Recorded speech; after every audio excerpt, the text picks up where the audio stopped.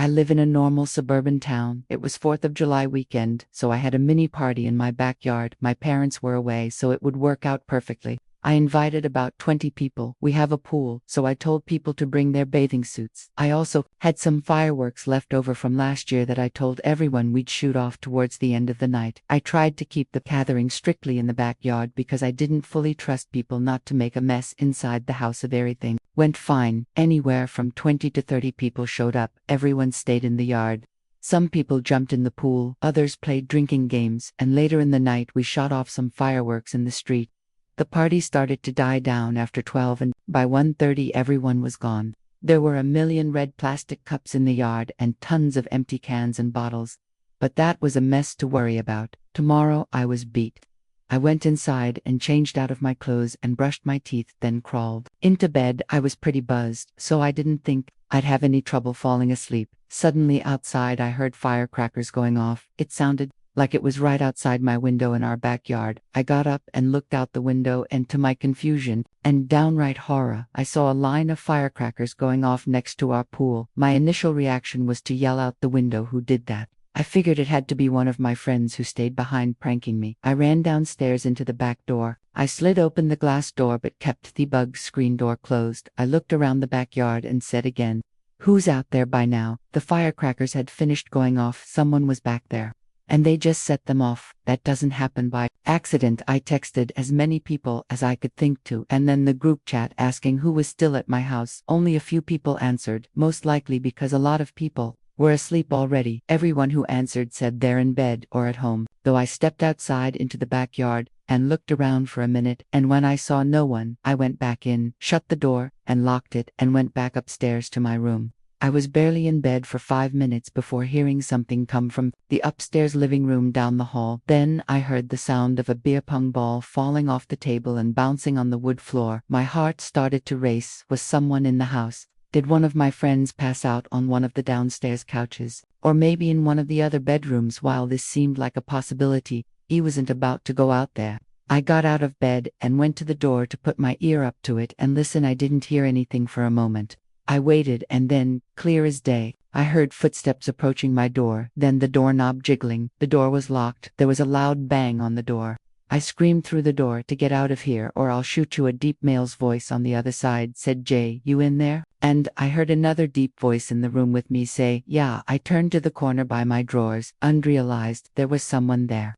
I screamed my soul out as this man came over to me, holding what looked like a gun in his hand. He then put his hand over my mouth and told me to shut up or he'd kill me. He then unlocked the door and opened it, and there was another masked man. They whispered to each other as they had me at gunpoint, now sitting on the bed. One of them then said to me, "Stay right there and don't move." The other guy left the room and went straight to my parents' room. He came back and asked the combination to my parents' safe, which I said I had no idea which was the truth. There were a total of 3 intruders in the house. One kept me at gunpoint, while the other 2 pilfered the house, stealing my mom's jewelry that was left out along with any other valuables they found. After the longest 10 minutes of my life, one of the men yelled, "Let's go," and the man who had me at gunpoint left the room, and I heard them all hurry out the back door. I tried to see what kind of car they left in through a window, but it appeared that they didn't park near my house. I called 911 right away. As soon as police arrived, they asked if we had any cameras around the house, which we didn't. They then asked if I got any of the names or saw any of their faces, and all I could give them was that one of them was referred to as Jay. By the others, they asked if I saw the getaway vehicle, and I said no. The police asked a bunch of neighboring houses if they had cameras that may have picked up on the robbers, and after my neighbors all reviewed their doorbell cameras, none of them picked anything up. I think my house was targeted by a group who saw I was having a party, and they set the firecrackers off to lead me outside of the house so they could sneak in. That's the most likely explanation to me. My parents were livid with me for having the party, as they believed that lead to the robbery, but they also were relieved I'm okay and sympathetic that I had to experience this because of this experience. I'm a strong advocate for having security cameras surround your house. Music. It was 4th of July 2015. The park by my house was having their annual fireworks show, but it always gets way too crowded and chaotic. Plus, parking is non-existent. Little did most people know, there's a little sump next to the park that had a perfect view of the fireworks. show. I found this out through one of my friends one year. This sump was accessible through one of the dead-end residential streets that ran alongside the park. Since the 4th was on a Saturday this year, it would probably be even more crowded, but it would also make a perfect date. I was talking to this girl, Ashley. I met in one of my classes the previous semester, and we'd already been on a few dates over the course of a few months. I asked her if she'd want to go to the fireworks show with me, and she said she already really wanted to go, so absolutely she came to my house first, and then we walked from my house to the park. Since it was so close and we were bringing alcohol, I told her we'd have our own little private spot to watch the show that no one else really knew about, and she said she was super down, along with some tequila and soda. I brought a big blanket for us to lay on in my backpack. There was already a lot of commotion by the park entrance. We walked right past it as the cars were piling up in the parking lot. We continued down the dead end where the sump was. The sump was rectangular and fenced off, but it was very easy to get inside. The gate wasn't even locked. Inside the sump was just a bunch of trees, and then at the bottom of it, a small grass clearing where we planned to lay out the blanket. I led us to the gate, which yet again wasn't locked, and I quietly opened and closed it. I told her to be careful as we walked downhill into the sump. It was around 8 o'clock, which was when the fireworks were supposed to start. I laid out the blanket on the smoothest part of the ground. I didn't take into account how dark it would be in there before the fireworks started, so we both turned on our phone flashlights and laid them down just as temporary lights started making tequila sodas right away from down in the sump. We couldn't really hear any other people from up in the park, just the occasional car horns honking. It was right around the time we started the first drink that both of us heard something from behind us. It was like the sound of brush being stepped on. We turned around to see darkness. I pointed my flashlight over there, but it didn't really reach that far. The iPhones, back then, were like the 6s. I don't remember their flashlights. Blanked best. Ashley asked me how likely it was that other people would come down here. I replied that, other than a couple of my friends knowing about it, I doubted anyone else would come down. I explained to her that it could have been a small animal. The first fireworks were shot into the air, which startled us. The fireworks would light up the entire sump. Briefly though, especially the bigger ones, and when multiple were shot at once. At this point we drank and watched the fireworks for a solid few minutes before asterisk again. I heard something behind us. I don't think Ashley heard it, but she looked back when I looked and asked what I was looking at. I said nothing, not wanting to scare her. This was my idea after all, but now I was getting paranoid. I decided to turn around and stare into the trees and brush, and as the sun lit up again from multiple big fireworks exploding, I saw a black figure standing in the trees and brush above us. They appeared to be hiding. I whispered, "There's someone up there." She turned and looked, but now it went dark again because there was a short few seconds gap in fireworks when the sump lit up again. The figure I saw wasn't there anymore. I surely freaked her out though, because she said she wanted to leave. Since we were both definitely creeped out now, we agreed to leave. While the fireworks were still going, lighting the sump up, I packed up the blanket and alcohol, and of course, the fireworks show ended right there. It was now dark and quiet again in the sump.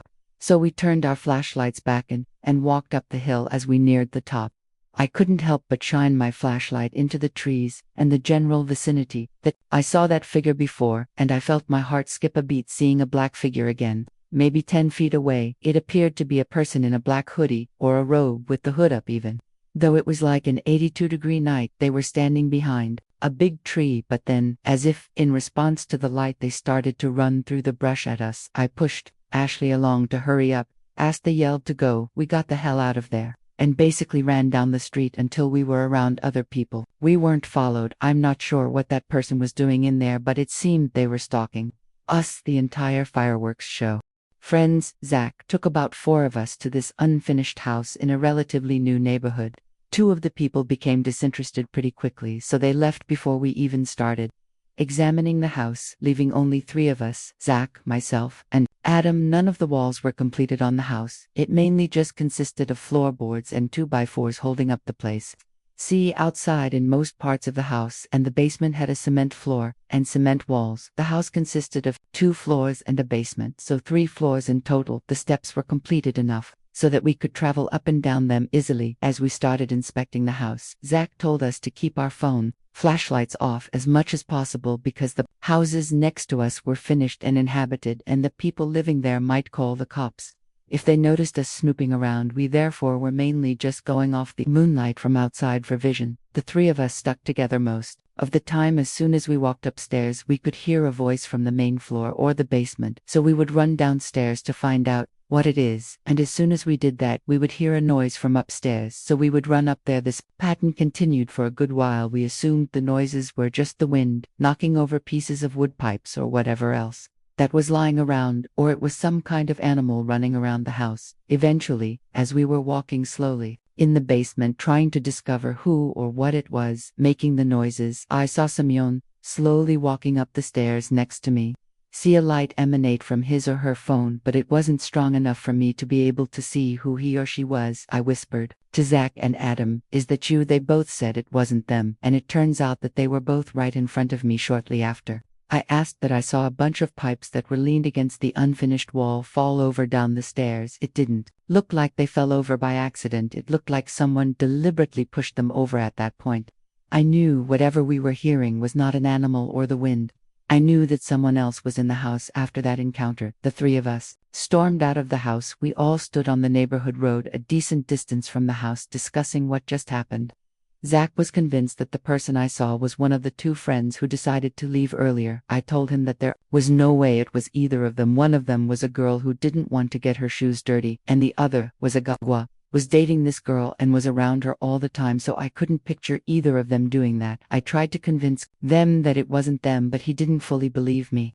He then realized that he lost his keys, and he had to go back in the house to find them anyway. That left Adam and I to stand around to wait for him. As Adam and I were waiting for Zach, I thought I could see a big dark figure coming from around the right side of the house, but I couldn't tell for sure. We were still trying to not use our flashlights so the neighbors wouldn't notice us. After a few minutes, Zach came back with his keys and said he saw someone in the house again. I told him what I saw, still convinced that it was our other two friends messing with us. He walked around the left side of the house. Adam and I followed him. When he got to the back of the house, I saw him jump up and say, "Run." We ran away. He later said he saw a tall, dark figure reaching his arms up and slowly moving towards him.